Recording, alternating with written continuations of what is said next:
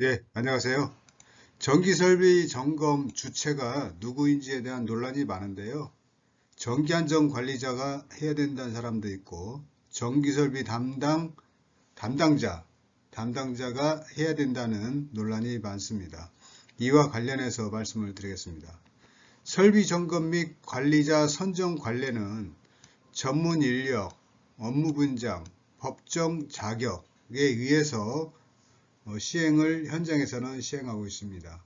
그렇지만 그 논란도 많은 것 같습니다. 참고로 저희가 법적인 자격 범위 내에서만 엄격히 운영되고 있는 것이 비계 조립 및 해체 작업은 자격자만 할 수가 있습니다. 그리고 밀폐 공간 가스농도 측정도 자격자만 할 수 있고요.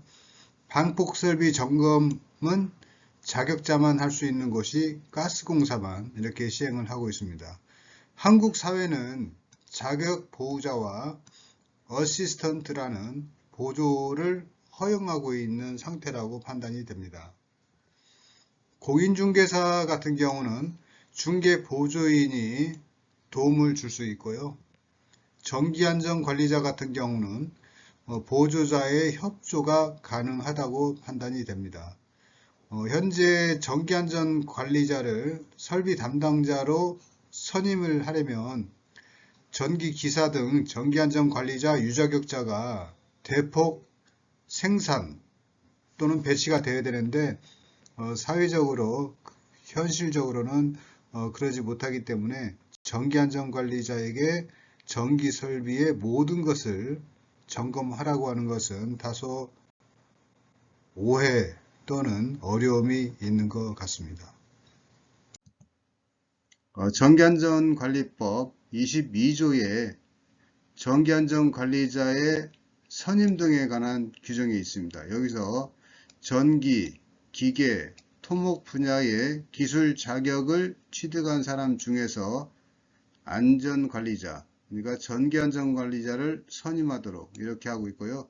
시행규칙 25조에 전기설비 또는 사업장마다 전기안전관리자와 안전관리 보존으로 구분하여 전기안전관리자를 선임하도록 이렇게 하고 있고요.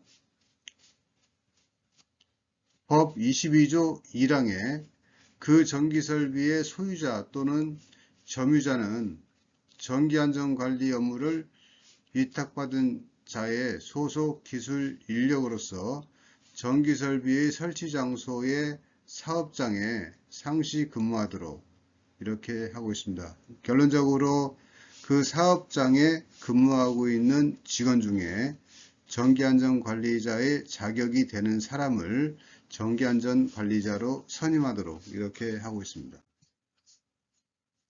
전기안전관리자의 직무 교시를 보시면 근거는 전기안전관리자 직무에 관한 고시 2023-082번입니다. 점검 주체는 실질적으로 전기안전관리자입니다. 그렇지만 현장에서 전기안전관리자가 부족하기 때문에 실제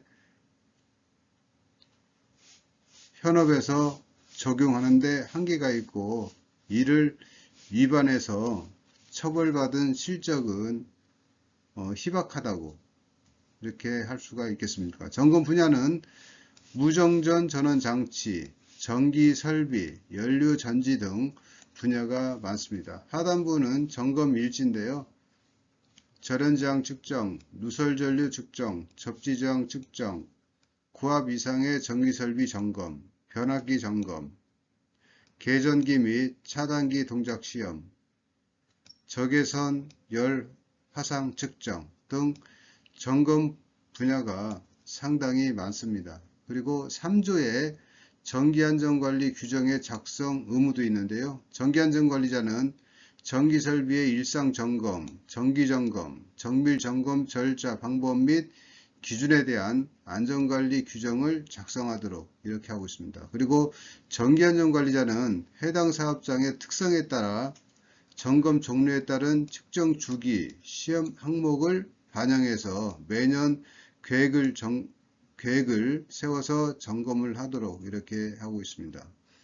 전기안전관리자는 무정전 전원장치 등 각종 점검표에 따라서 점검을 하도록 이렇게 하고 있습니다. 그리고 법정 검사 시 소유자와 협의하여 검사를 받도록 이렇게 하고 있습니다. 실제 현장에서는 법정 검사 시 합동으로 검사는 받고 있지만 실제 점검 계획을 세우고 안전관리 규정을 작성하고 점검을 하는 것은 협력사에 위탁하거나 여러 분야의 숙련자 또는 업무 분장에 의해서 점검을 하는 것이지 꼭 전기안전관리자가 점검을 하는 것은 아닙니다. 점검 양식의 다른 사항을 보시면 무정전 전원 장치의 점검 기록 표가 있습니다. 설비 현황에 따라서 충전 부분의 인체 감전 보호 등을 위한 방호 시설물의 상태, 적재 하중 또는 진동과 충격에 안전한지 확인 등 점검 항목이 많습니다. 연료전지의 점검 기록 표도 있고요. 그래서 실제적으로 전기안전관리자가 이 점검을 주도하는 것은 현장에서 실행이 되고 있지만 실질적으로 점검하고 관리하는 것은 위탁 용역 또는 업무 분장에 의해서 시행을 하고 있는 것으로 이렇게 되어 있습니다. 대응 방안입니다. 문제점으로 전기안전관리자 직무가 불성실을 이유로 처벌된 사례는 찾을 수가 없었습니다. 결론적으로 점검자와 전기안전관리자가 협의해서 협업 형태로 점검관리를 하는 것이 더 효율적이라고 판단이 됩니다. 모든 전기설비 담당자를 전기안전관리자로 선임 또는 전기안전관리자가 해당 설비를 전담해서 점검하는 것은 작업 현장의 현실을 고려하면 불가하다고 판단이 됩니다. 그래서 전기안전관리자의 업무 과다로 인한 법과 현실의 괴리가 있습니다. 그래서 각종 전기설비 점검 및 기록관리, 공사 서류 검토, 사용 전 검사 시 입회, 그리고 중대사고 보고, 전기재해 응급조치, 소유자에게 안전 관련 설비 개선 조치 요청, 종사자를 대상으로 한 안전교육은 전기안전관리자 뿐만이 아니고 해당 설비를 점검하는 점검자와 협업 형태로 시행을 하는 것이 더 효율적이라고 판단이 됩니다. 대응 방안입니다.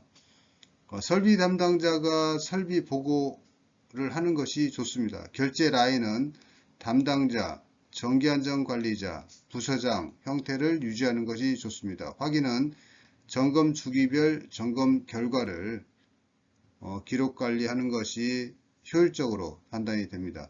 전기안전관리자 자격 보유자에게만 업무 분장을 한다는 것은 실제 작업 현장에서 상당히 어렵습니다. 왜 그러냐면은 자격 보유자가 상당히 적기 때문입니다. 그래서 향후는 업무 분장 제도와 본 법의 이해 충돌 우려가 있으므로 그 작업 현장의 특성을 고려해서 운영을 하는 것이 현실적이고 효율적인 방법이라고 판단이 됩니다.